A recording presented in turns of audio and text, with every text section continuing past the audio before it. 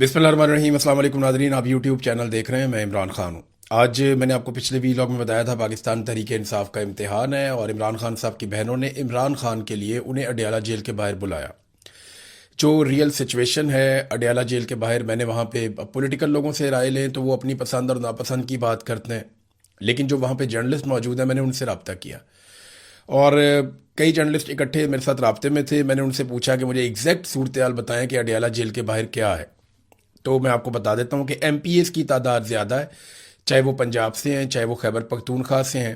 तो एमपीएस पहुँचे हैं लेकिन सारे नहीं पहुँचे, लेकिन एमपीएस की एक बड़ी तादाद जिसको हम 60% तक कह सकते हैं, शायद इससे ज़्यादा 60% के लगभग एमपीएस पहुँचे हैं पंजाब से और खैबर पख्तूनख्वा से। ये दावा किया गया सहाफ़ियों की जानिब से और वो कहते हैं ज़्यादातर एमपीएस को कोई जानता भी नहीं है और वो इतने मशहूर भी नहीं है, लेकिन वो अपने अपने इलाकों से यहाँ पे एक एक गाड़ी में बैठ के वो आ गए। उन्होंने आके अलीमा खानम के पास वहाँ हाज़िरी लगाई। ज़्यादातर लोग इनमें ऐसे हैं जो आए, उन्होंने हाज़िरी लगाई, अपने साथ अपने मोबाइल फ़ोन में अपनी फ़ोटोज़ बनाई और फिर वहाँ से चले गए। एमएनएज़ के हवाले से उन्होंने कहा जी कि हमने अलग अलग टाइम पे यहाँ पे एमएनएज़ देखे हैं, यानी एक साथ किसी जगह पे इकट्ठे हुए नहीं देखे, और 25% एमएनएज़ भी नहीं आए, यानी लगभग 80 के करीब एमएनएज़ हैं पाकिस्तान तहरीक इंसाफ के कौमी असम्बली में, इतने हैं शायद अभी भी। तो उसमें से वो बता रहे थे कि 10 से 15 के बीच में लोग हमने देखे हैं यहाँ पे, और इकट्ठे किसी जगह पे खड़े हुए नहीं देखे, ना वो धरने के अंदर शामिल हैं। अभी इस वक्त जब मैं ये वीडियो रिकॉर्ड कर रहा हूँ तो 4-5 लोग उस वक्त भी वहाँ पे मौजूद थे जब मैंने इन्फॉर्मेशन ली। सेनेटर्स के बारे में ये बताया गया कि 4 या 5 सेनेटर्स आए, वो भी अलग अलग वक्त में आए, और ये सारे सेनेटर्स अपनी अपनी हाजिरी लगवाकर वापस चले गए। कोई भी वहाँ पे धरना देने के लिए नहीं बैठा। ये है जनाब टोटल सूरत हाल। जो लोग वहाँ पे इकट्ठे हुए आज सारा दिन में, कारकुनों और पॉलिटिकल लीडर्स समेत, वो 150 से 200 लोग थे।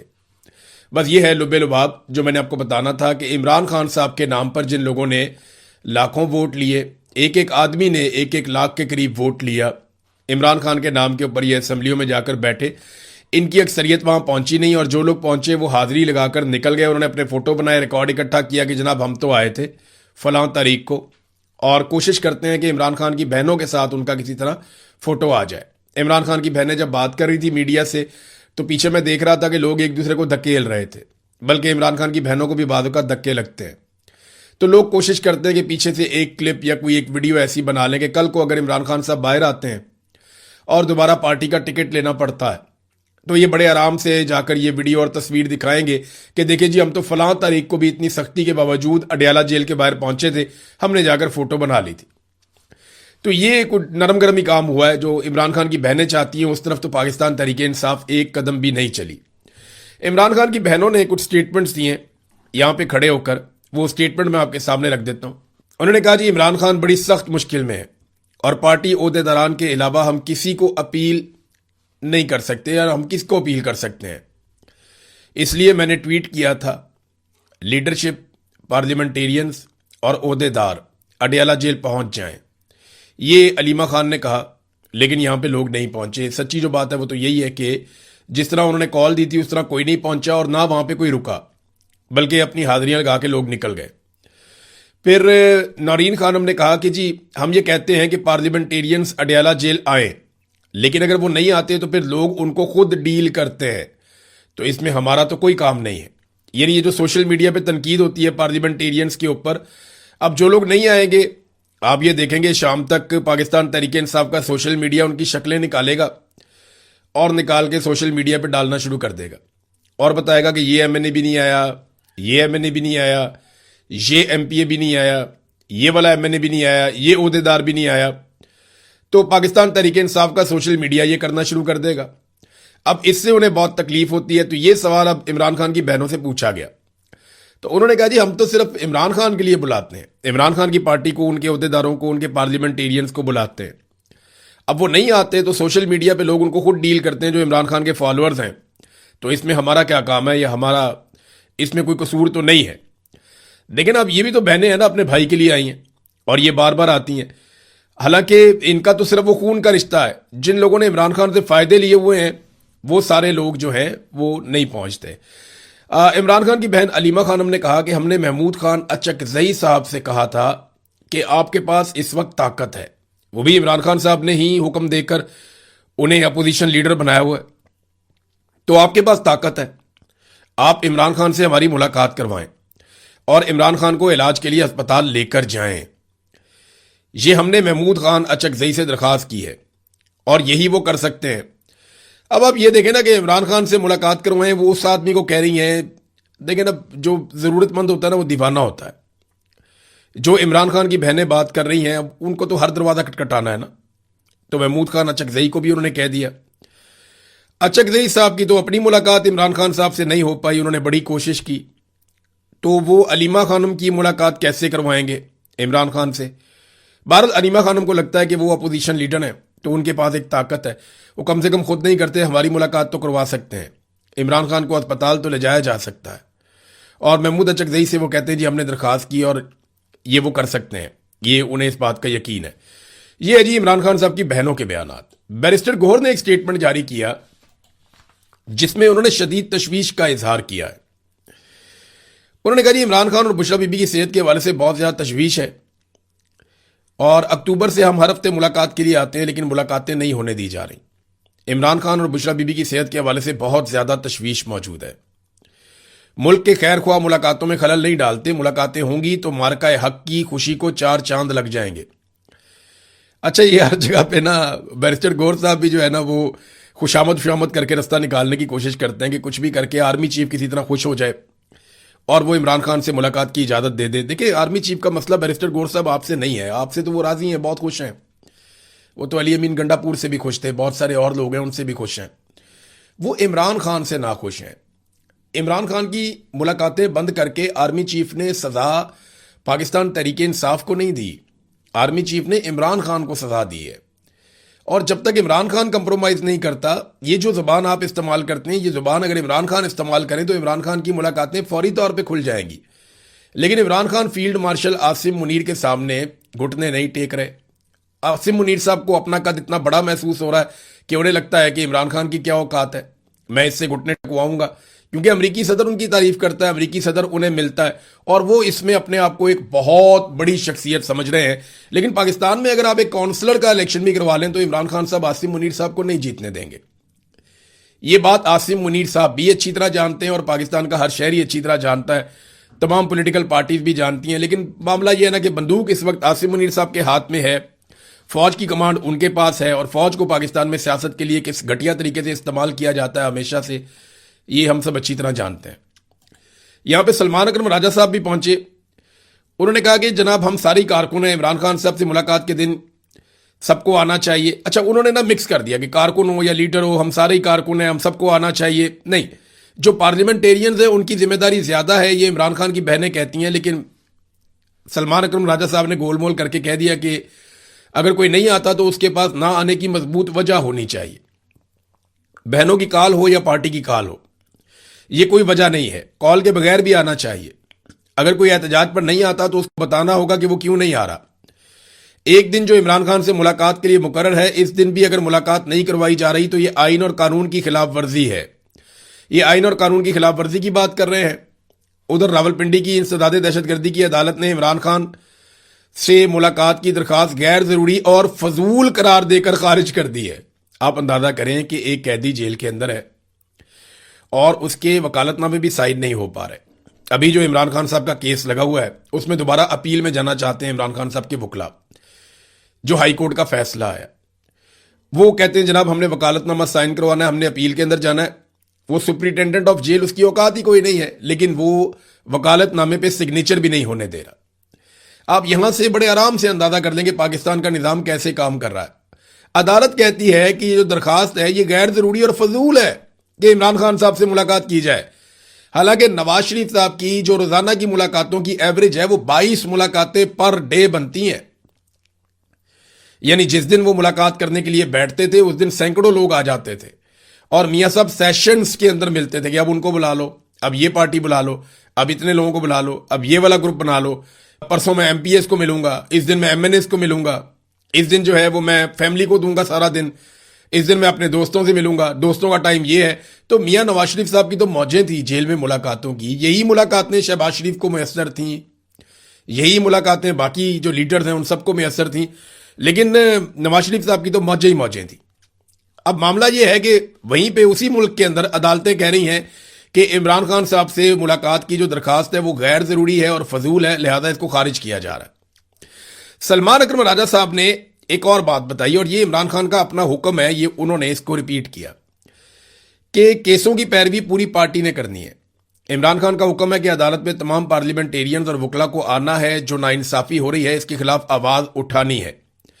अगर केस के रोज भी कोई हुक्म अदूली करता है, अदालत नहीं पहुंचता, तो उसको जवाब देना होगा। देखें, ये तो फिर 90% पाकिस्तान तहरीक इंसाफ के लोग केसेस में आते ही नहीं है, सिर्फ चंद वकील जाते हैं, और वकील भी सारे नहीं आते। और अगर पार्लियामेंटेरियंस को किसी दिन बहुत जोर लगाकर बुलाया जाता है तो वो आते हैं और हाजिरी लगा के निकल जाते हैं। तो इमरान खान के केसेस में भी कोई यहां पे पार्लियामेंटेरियंस ने या ओहदेदारान ने संजीदगी नहीं दिखाई, हालांकि यहां इमरान खान साहब का अपना वाज़ेह हुक्म मौजूद है कि सारे लोग पहुंचेंगे।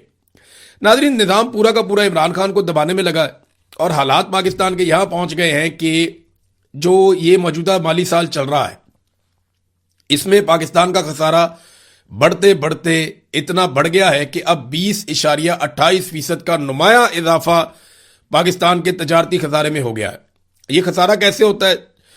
जब आप चीजें बनाकर पाकिस्तान से बाहर भेज रहे हैं, उनकी मालियत कम है, जो आप बाहर से पाकिस्तान में मंगवा रहे हैं उनकी मालियत ज्यादा है, तो ये दोनों की कीमतों का जो फर्क होता है उसको कहते हैं तजारती खसारा, कि हमने कम माल बेचा और ज्यादा माल खरीदा दुनिया से। जो ममालिक खसारे में रहते हैं उन्हें खसारा पूरा करने के लिए बहुत सारे इकदाम करने पड़ते हैं। बहुत सारे ममालिक सरप्लस में रहते हैं, वो फायदे में रहते हैं, जैसे चाइना वगैरह हैं, बड़े ममालिक जो एक्सपोर्ट्स करते हैं।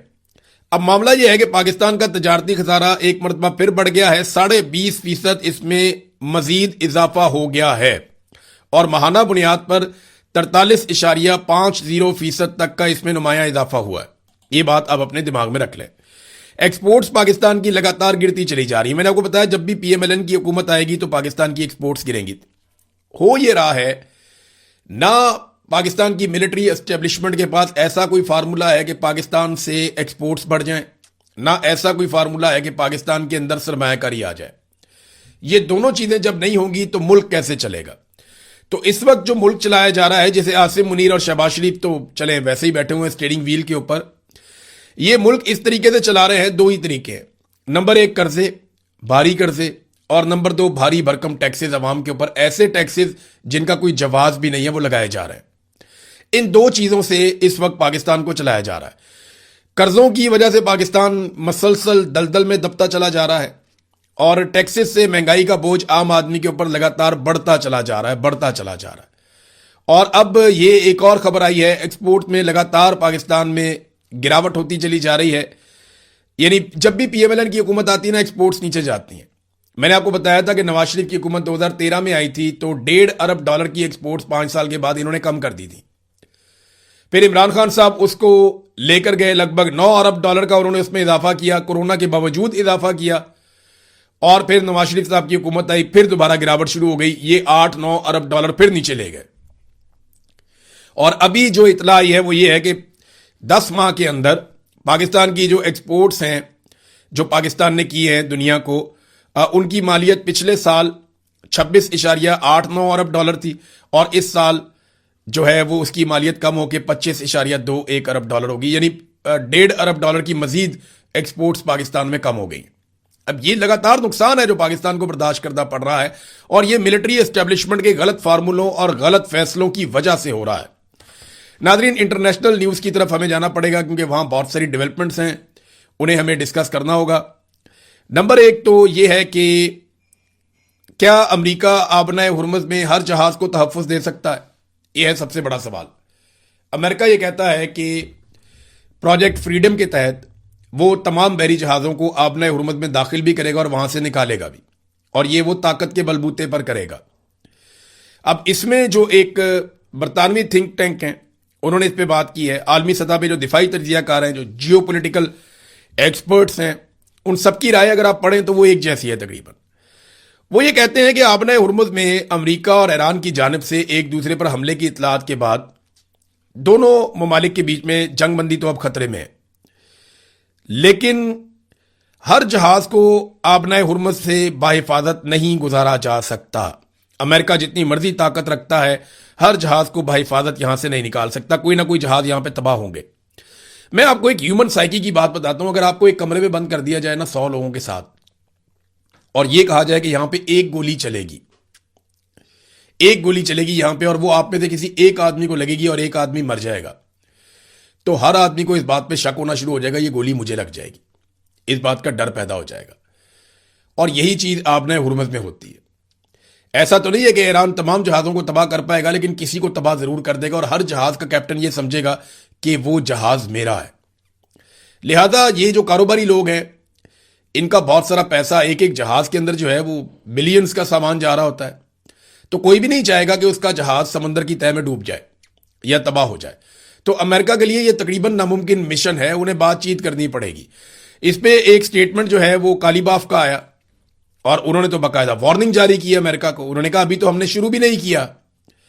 ये कालीबाफ आप जानते हैं मुज़ाकराती कमेटी के हेड से पहले, और इसके अलावा कालीबाफ जो है वो ईरानी स्पीकर भी हैं। तो उन्होंने कहा आपने हुर्मुज़ में अमेरिका और इसके इत्तेहादियों की पॉलिसियों के बायस सूरत-ए-हाल मजीद कशीदा हो रही है और खित्ते में एक नई ताकत का तवाज़ुन तश्कील पा रहा है। अमेरिका और उसके इत्तेहादियों ने जंगबंदी की खिलाफवर्जी करते हुए आपने हुर्मुज़ में जहाजरानी और तवानाई की तरसील को खतरे में डाल दिया है। ईरान इस सूरत-ए-हाल से बखूबी आगाह है और मौजूदा हालात अमेरिका के लिए काबिल बर्दाश्त नहीं रहेंगे। आपने हुर्मुज़ में एक नई मसावत बन रही है जिसके असरात आलमी सतह पर मुरतब होंगे, जबकि ईरान ने अभी अपनी मुकम्मल हिकमत अमली भी शुरू नहीं की। यानी वो कह रहे जी अभी तो हम शुरू भी नहीं हुए। आपने हुर्मुज़ को खोलना और फंसे हुए तजारती जहाज़ों को महफूज रास्ता फराहम करने की जो अमेरिका का एक दावा है, उसको उन्होंने गलत करार दिया। उन्होंने कहा इससे सिर्फ कशीदगी में इजाफा होगा और नुकसान होगा बहरी जहाज़ों का, और जो सनत है जहाज रानी की उसका नुकसान होगा। दूसरी जानिब अमेरिका को ना अभी ये बात समझ आ गई है कि फौरी तौर पे ऐसा करना मुमकिन नहीं है। उन्हें बड़े पैमाने पर इत्तेहादी ममालिक दरकार होंगे।